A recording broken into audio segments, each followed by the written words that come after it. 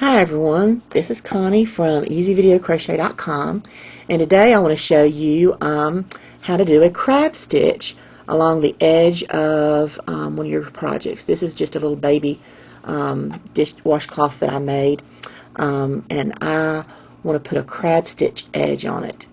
So the first thing I would do is I would get my yarn, extra yarn or whatever that I want to use to make the edging, and I would just pull up a loop or a strand.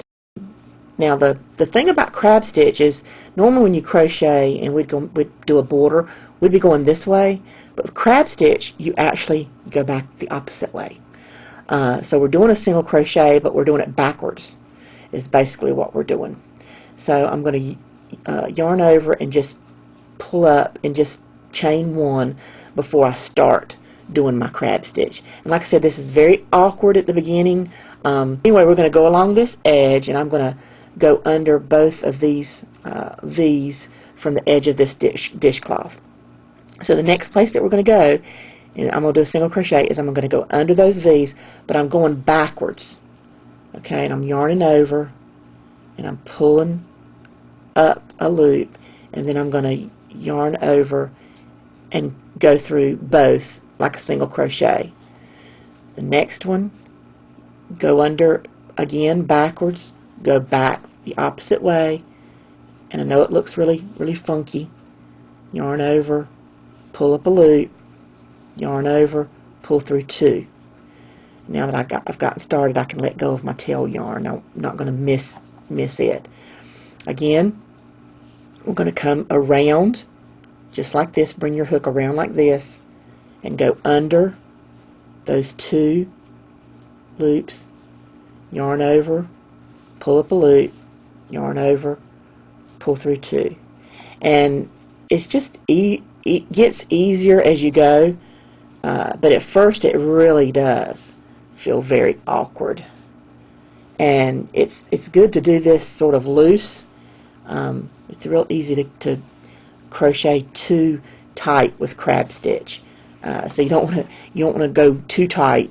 Otherwise, your work all scrunches up and it wouldn't look good. So, and I can crochet knife method or pencil method like this. And usually when I do the crab stitch, I find that using the pencil method works better for me. But you can use whatever method you like. Again, just going along the edge here, just backwards, going back the opposite way, putting my loop in, bringing up a loop, and I'm doing single crochet all the way across. And once you sort of establish sort of your rhythm, you'll sort of get used to it, and it'll feel more natural.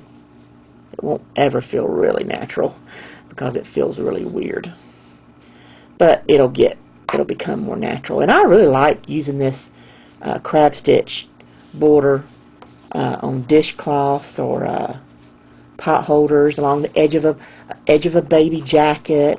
I've done it along the edge of a baby blanket before. It just really finishes it off, especially when you come in here and you use a different color. And then the same thing when you would turn a corner with any kind of border that you were doing, you're going to have to do more than one. But usually, since the crab stitches feels a little weird, I don't usually do any more than two of those. And then turn your corner like so.